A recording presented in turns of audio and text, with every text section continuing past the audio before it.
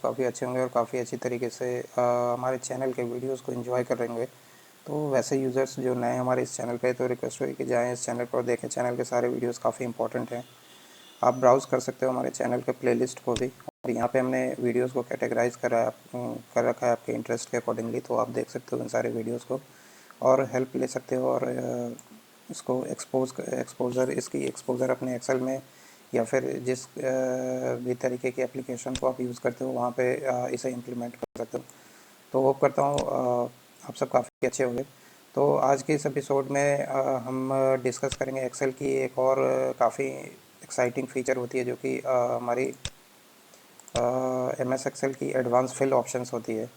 तो बेसिकली वैसे fill options को आप लोगों ने पहले भी यूज़ कर रखा होगा, और बहुत से यूज़र्स ऐसे हैं जो कि एक्सेल एक्सपर्ट हैं और ये एक्सेल में अच्छी कमांड है, बट वो एडवांस फिल ऑप्शंस को यूज़ नहीं करते, और ये काफ़ी इंपॉर्टेंट होता है और इसकी काफ़ी एक्सपर्टीज़ होती है, और काफ़ी तरीके से हम इसको अपने एक्सेल के अंदर यूज़ कर सकते हैं। इसको एज अ मास्टर लिस्ट भी आप अगर एडवांस फिल ऑप्शंस को यूज़ कर रहे हो, तो इस फिल ऑप्शंस को क्रिएट करके आप अपनी एक मास्टर लिस्ट भी बना सकते हो, ठीक है। और जब भी आपको किसी इंडस्ट्री बेस्ड रिसर्च प्रोजेक्ट्स पे या फिर किसी मार्केट रिसर्च पे वर्क कर रहे हो, और आपके पास अगर क्लाइंट की कुछ रिक्वायरमेंट आती है कि कुछ स्पेसिफिक रीजन से रिलेटेड आपको वो चीज़ें देनी है, तो रदर देन आप ब्राउज़ डिफरेंट सोर्सेज को करने के बजाय आप उन चीज़ों को अपने एक्सेल में इंपोर्ट कर सकते हो, उसको रख सकते हो, और वहीं से अपनी रिसर्च को आगे बढ़ा सकते हो, ठीक है। तो बेसिकली अब जैसे फिल ऑप्शंस जो होता है उसमें क्या होता है कि जैसे मान लो कि आप लोगों ने ऐसा पढ़ा होगा या फिर इस तरीके से बहुत से यूज़र्स अभी कर भी रहे होंगे। तो जैसे मेरे पास एक मंथ है जनवरी, ठीक है। तो मैं थोड़ा सा इसकी विजिबिलिटी को थोड़ी सी और बढ़ा देता हूँ, ठीक है। तो जैसे मान लो कि एक मंथ जनवरी है, तो अगर इससे नेक्स्ट मंथ मुझे एक सीरीज़ में चाहिए, तो हम इसको ड्रैग कर देते हैं, ठीक है। यहाँ पे इस सेल पे जाते हैं और यहाँ से इसकी जो एक कर्सर आती है प्लस आइकन, इसको ड्रैग करते हैं तो ये हमें एक सीरीज़ इस तरीके से दे देता है, ठीक है। तो अब ये सीरीज़ आपने कभी सोचा है कि ये सीरीज़ हमें कैसे मिलती है? क्योंकि एक्सेल के अंदर कुछ ऐसी लिस्ट होती है जो कि ऑलरेडी फिल्ड होती है, मतलब ऑलरेडी वो सेव्ड होती है। तो जब भी हम किसी नए वर्कबुक पे या फिर किसी नए वर्कशीट पे वर्क करते हैं, तो वो जो वैल्यूज़ होती है एक्सेल की ऑटोमेटिक पुल हो जाती है। जैसे ही अगर सपोज दैट कि मैंने एक यहाँ पे नेम किसी भी वर्क वीकडे का नेम ले लिया, जैसे मान लो मंडे ले लिया, ठीक है। और मैं यहाँ पे इस वीक इसको अगर मैं ड्रैग करता तो वैल्यूज़ ऑटोमेटिक उस वीक की नेक्स्ट जो डेज़ की वैल्यू होती है वो हमें ऑटोमेटिक दिख जाती है। सेम इसी तरीके से हमारे पास कुछ सीरीज़ में भी होता है। जैसे मान लो कि 120 है यहाँ पे, ठीक है। अगर ऐसे ड्रैग करूँ तो ये सेम वैल्यू देता है, बट अगर 120 यहाँ पे करता हूँ और यहाँ पे कर देता हूँ 130, ठीक है, तो दोनों के बीच में डिफरेंस जो आ रही है हमारी 10 के डिफरेंस आ रही है, ठीक है।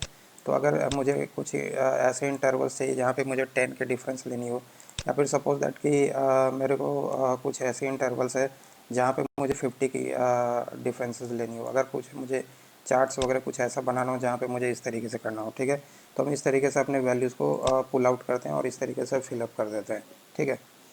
तो ये तो हो गई बेसिक चीज़ें जो कि हम इसके फिल ऑप्शंस को यूज़ करके कर लेते हैं, ठीक है। अब कुछ ऐसी चीज़ें भी होती है जो कि एक्सेल के अंदर वो इनबिल्ट नहीं है। जैसे कि मान लो कि आप किसी टीम के अंदर वर्क कर रहे हो, ठीक है, और इस टीम में एग्जैक्टली अगर 50 मेंबर्स हैं, ठीक है, तो अब 50 मेंबर्स की वो लिस्ट, अगर सपोज दैट कि आप एक नए सीट पे वर्क कर रहे हो और किसी दूसरे शीट से वो 50 मेंबर्स की लिस्ट चाहिए, तो आप कैसे करोगे? तो यहाँ पे रदर देन उस अदर फाइल्स को ओपन करके और वहाँ पे वहाँ से कॉपी पेस्ट करने के बजाय आप यहीं पे एक एडवांस फिल ऑप्शन होती है जहाँ पे आप अपनी लिस्ट भी क्रिएट कर सकते हो, ठीक है। तो एक तो होती है कि MS एक्सेल की प्री डिफाइंड लिस्ट होती है जो कि ऑलरेडी एक्सेल के अंदर सेव होती है, और दूसरी ऑप्शन ये होती है कि आप इसमें अपनी लिस्ट भी जनरेट कर सकते हो, ठीक है। तो वो कैसे करते हैं तो हम देख लेते हैं। यहाँ पे मैं कुछ जैसे मान लो कि मुझे एक कुछ यूज़र्स के नेम है, ठीक है, यूज़र्स नेम मैं एक इसकी एक टैब बना देता हूँ, ठीक है। और यहाँ पे मैं कुछ यूज़र्स के नेम डाल देता हूँ जैसे, ठीक है। टीम मेंबर्स का नेम मैं डाल देता हूँ, राकेश, मोहन, नवनीत, सुरेश, आकाश, ठीक है, जानवी, और कुछ और भी नेम्स ले लेते हैं, रोहित, ठीक है। तो अभी मैं सैम्पल के लिए कुछ पर्टिकुलर नेम्स को मैं यहीं पे रख रहा हूँ, और ये मेरे पास कुछ ज़्यादा नहीं है। आपके पास हो सकता है आपकी टीम्स में मल्टीपल बंदे वर्क करते हो, तो वो माइट भी हो सकता है 100 में भी हो, या फिर 50-100 के अराउंड इस तरीके से वैल्यूज़ हो। तो आप एक जगह पे वो उसकी लिस्ट आउट कर सकते हो, ठीक है।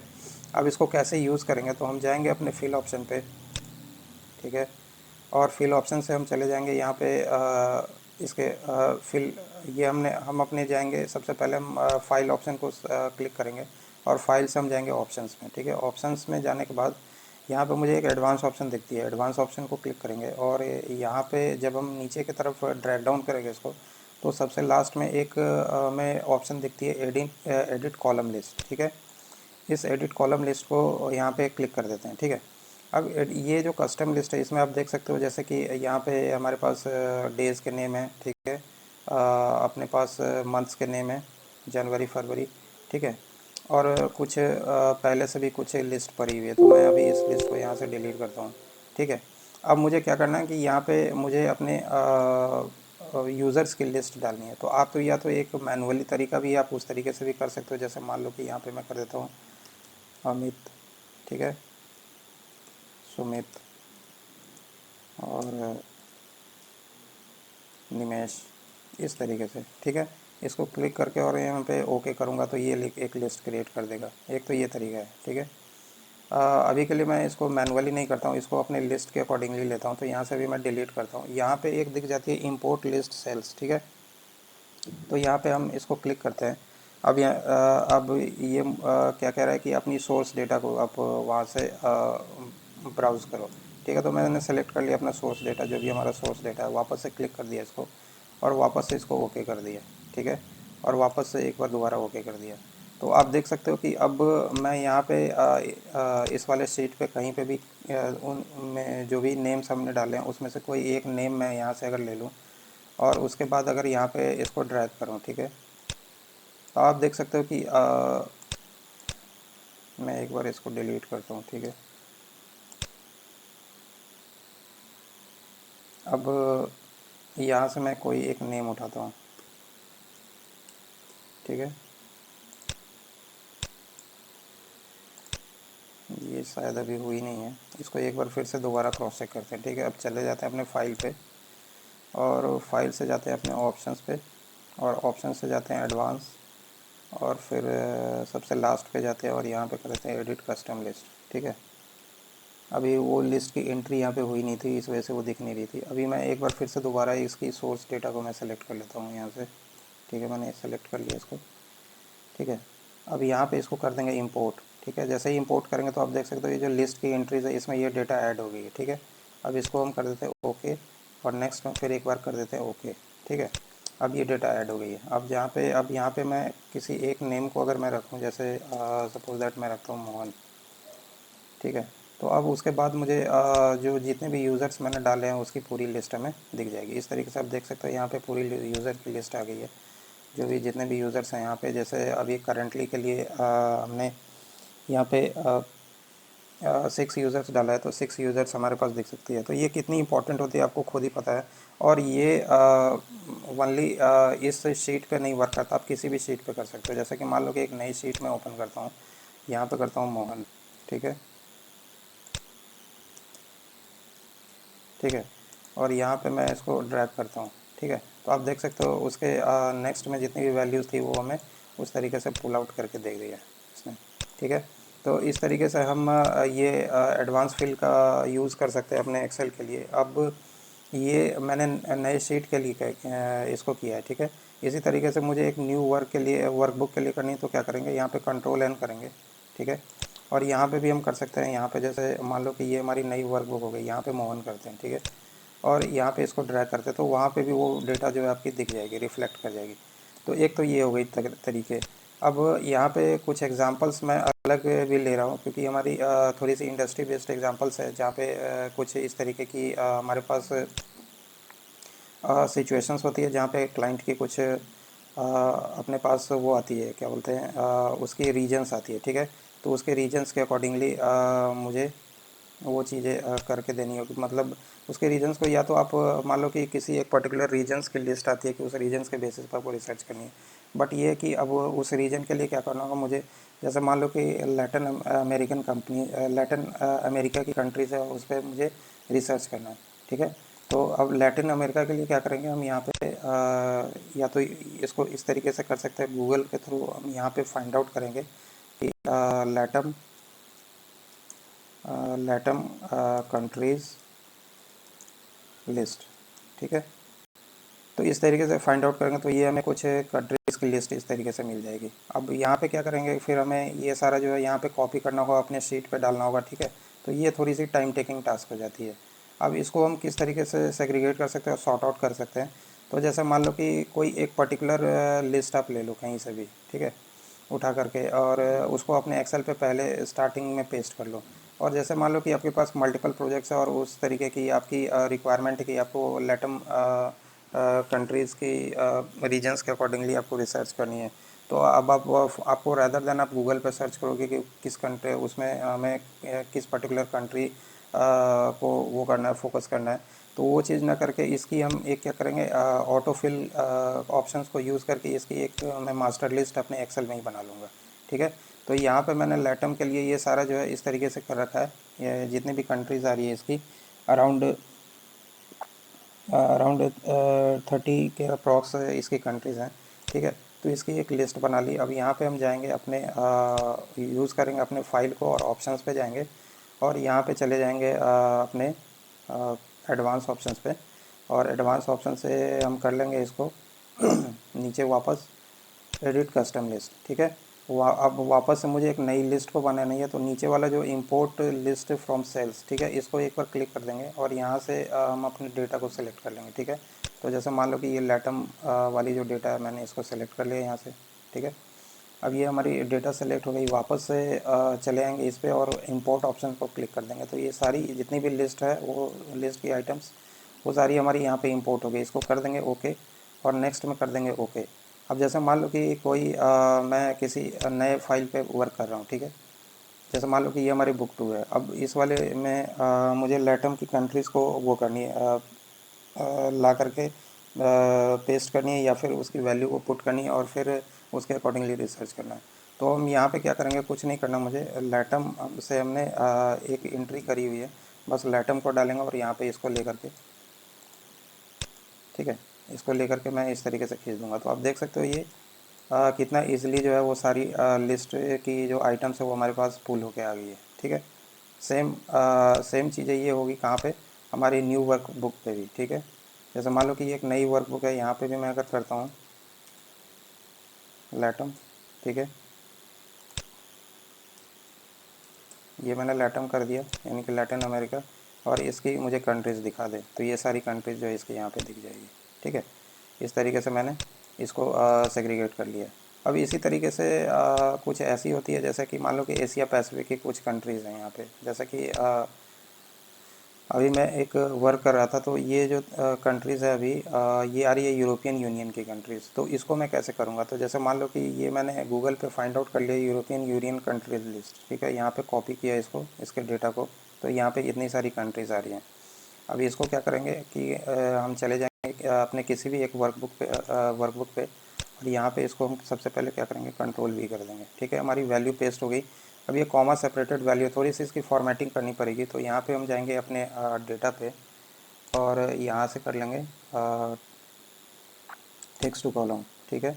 यहाँ पे डेलिमिनेटेड वाले ऑप्शंस को यूज़ करेंगे, नेक्स्ट करेंगे, और यहाँ पे इसको कॉमा से इसको सेपरेट कर देंगे, ठीक है। इसको सेपरेट,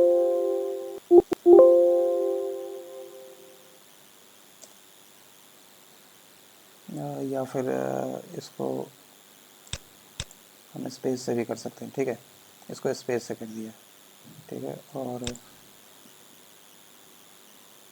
कॉमा से भी कर दिया, ठीक है। तो स्पेस और कॉमास को यूज़ कर लिया हमने, नेक्स्ट किया और फिर यहाँ पे फिनिश कर दिया। तो ये हमारी सारी वैल्यूज़ इस तरीके से सेग्रीगेट हो गई। अब ये सारी वैल्यूज़ हमें रोज़ में मिल रही है, इसे मुझे कॉलम्स पे करना है। तो यहाँ पे हम करेंगे कॉपी और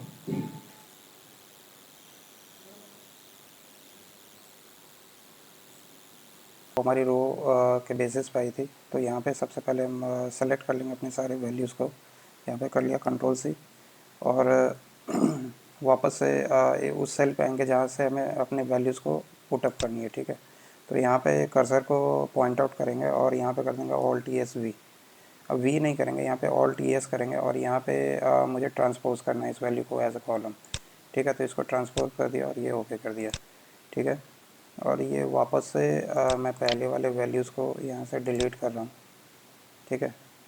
और इसकी थोड़ी सी टैब ऊपर चेंज कर देता हूँ। तो ये कर देता हूँ यूरोपियन यूनियन, ठीक है। ये कर दिया मैंने यूरोपियन यूनियन, ठीक है। तो ये यूरोपियन यूनियन की लिस्ट हो गई। यहाँ पे अराउंड जो है मेरी अप्रोक्स 31 वैल्यूज़ यहाँ पे दिख रही है, ठीक है।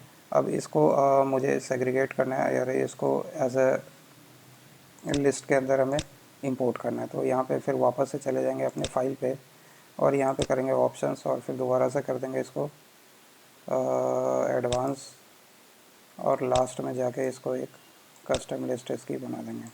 तो यहाँ पे कर देंगे एडिट कस्टम लिस्ट, ठीक है।